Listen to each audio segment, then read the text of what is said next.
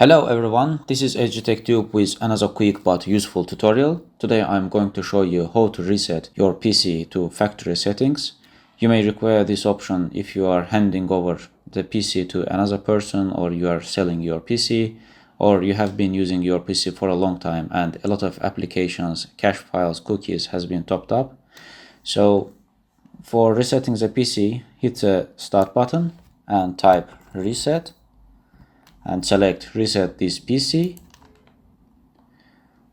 In this menu, select reset this PC, get started button, and you will get two options: keep my files and remove everything. So if you want to remove all your personal files, applications, settings, just everything, you need to click remove everything button. But if you want to keep your personal data but reset only the settings and applications, you need to select the first option.